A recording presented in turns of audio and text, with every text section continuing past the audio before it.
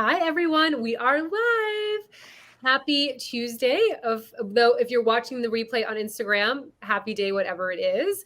I am Violet Diallo, the founder of FemCity, and you're joining me today for our panel conversation. It is the month of June, and so we're getting close to the end of the year. So today we're going to talk about how we can go ahead and realign ourselves for our 2023 goals or goal. And the reason why we're talking about that this month is because it's the mid-year point. It's the point where, we've maybe lost track of our goal. We've gotten a little bit overwhelmed. We forgot why we wanted that goal. And this is the great time to spend your energy and your attention on your goals so that by the end of the year, you're setting yourself up for success. We want you to accomplish your goals. We want to see you thrive. We want to see you make lots of money. And that is our intention for you today. So we already have some love. We don't know who it came from, but hey, pretty ladies, we'll take that. We'll take that love. Absolutely. Thank you so much for joining us. I have asked two of our FemCity Global members and experts to join us today in the conversation. If you're watching the replay, you can always ask us questions. You don't have to, join us live for that. You can always reach out to any of us if you have any questions. And of course, if there's anything we can do in the future to help your success, reach out to us as well. So let's go ahead and get started. We've got Stephanie and Tavia joining us today. Stephanie, share a little bit about who you are for those that don't know you. Sure. So my business is financial planning for women on their own. And I really do specialize in women kind of age 50 and up, because I find that the women on their own have no one to talk to about their money. It's not just the investments. It's all the stuff that involves money. So that's what I do.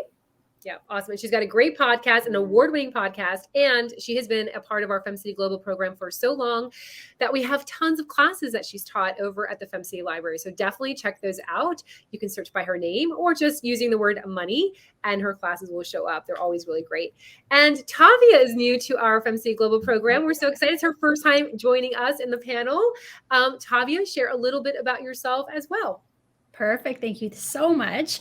All right. So my name's Tavia. I am Canadian. I always find that a fun fact because I am living in the US full time, which is typically rare.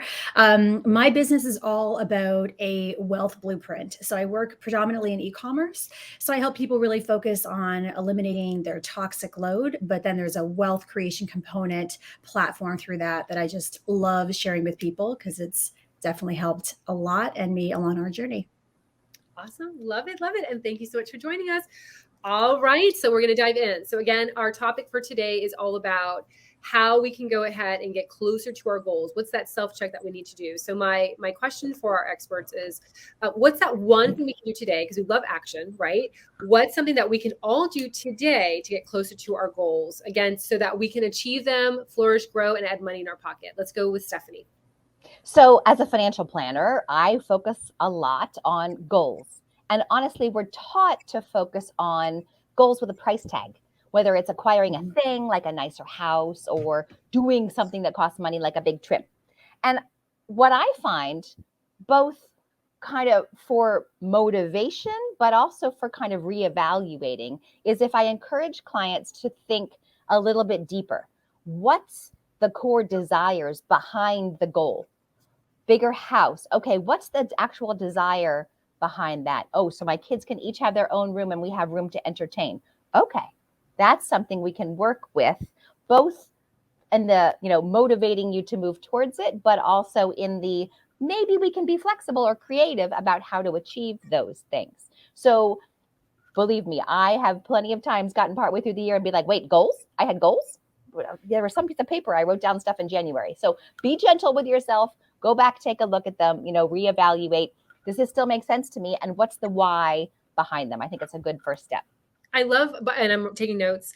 I love that you mentioned defining it a bit more, because I see people that will use the word manifest because we've heard that. It's that term, that trend, but when we manifest for something specific, sometimes when we miss the why and the deeper details, we get that thing, but then we're like, oh, wait, that's not what I wanted. Like, I wanted more space for my kids and my house. And so I love that you are telling them to just dig a little bit deeper into just like that superficial, quantifiable or, price tagged item. Dig a little bit deeper, like, why do you want that? And I love that because it's also bringing up emotions, and it's also reconfirming that indeed it still falls into place with what you see yourself or how you see yourself living.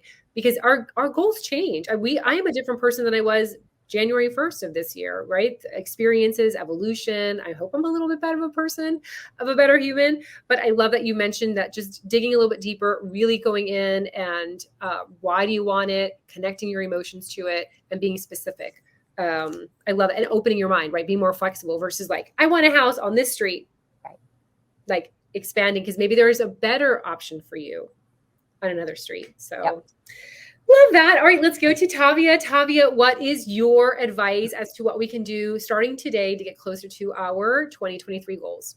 Perfect. I love, Stephanie, everything that you said, because it's so true. It's so much bigger than that thing written on paper, right? So a couple things. I mean, I always look to see, Violet, you mentioned it, what was the original goal? Why did we set it? What was the emotional attachment to it? And you're right, giving yourself the space to progress. So I look at it as, those goals and dreams are sometimes really big, right? At the beginning of the year, we come off and we're just really excited, right? And we put sometimes these monstrous goals, those big dangling carrots to us, sometimes are, hey, maybe we'll hit it, but what happens if we don't? So I mostly look at it like, who do you become along the way? What little boxes can you check along the way? Because if you only look at the goal as the destination, you lose all the juiciness in between. Like that's where the growth is, right?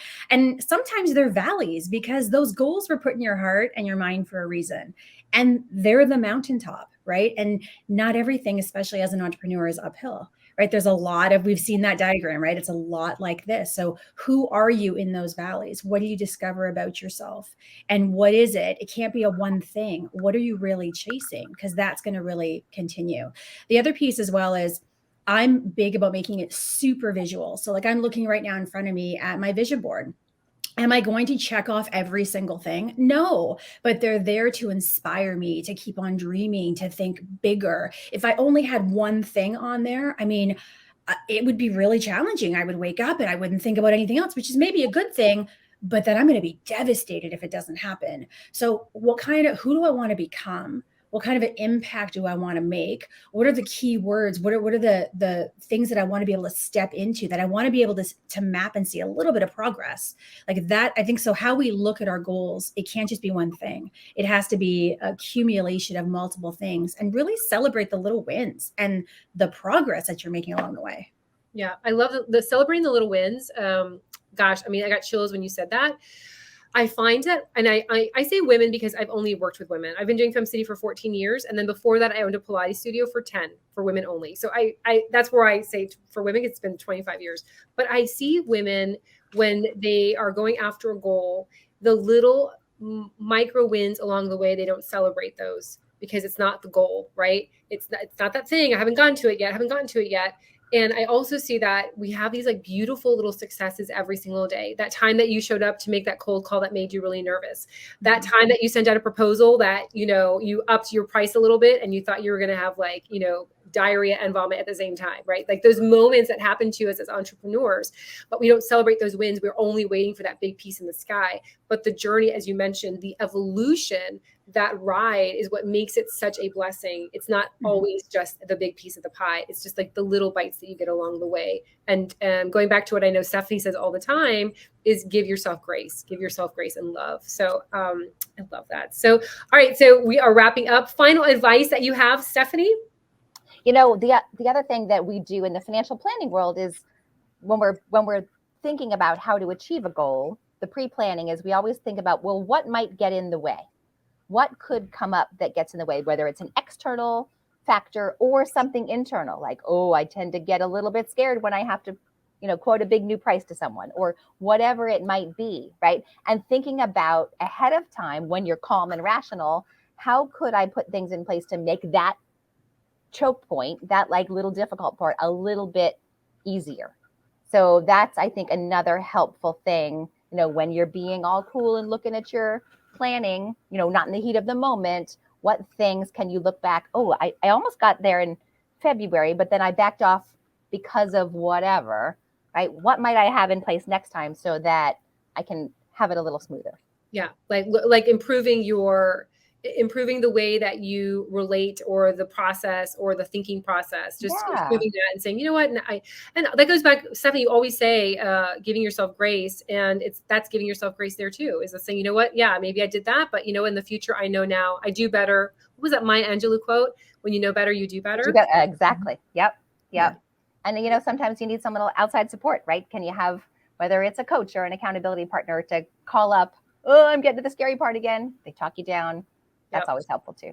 Yeah, absolutely. That's support. Tavia, your final advice as well.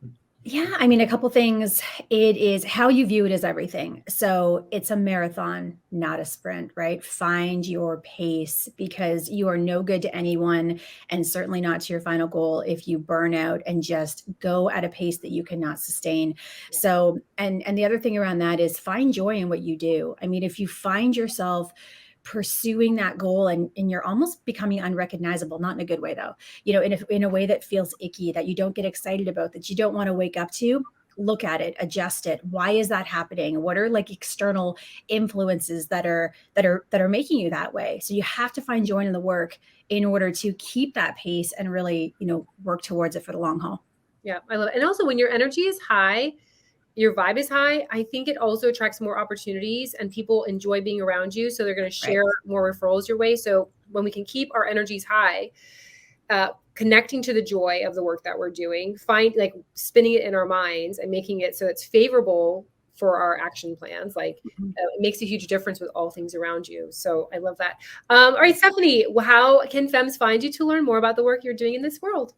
So I would love if you check out my podcast. It's called Take Back Retirement, because when I was in college in the 80s, we had those Take Back the Night marches, which were against violence against women. So it's a little nod to my Gen Xers. It's on all the podcast platforms, Take Back Retirement, and check it out. Thank you. Love it. Love it. And Tavia, how can Femmes find you to learn more about the work you're doing in this world? Yes, for sure. Find me on Instagram, Tavia_Rogerson. I keep it really, really simple. And yeah, I would love to see you and connect on there. Awesome. Thank you so much, ladies, for joining us today and sharing your wisdom and your advice for all of us. And again, for those that are watching the replay, you can reach out to any of us over at the FemCity Global program. We're here to help you navigate these turbulent waters when it comes to small business ownership and entrepreneurship. And we will see you back here next week. Mwah! Bye. Bye.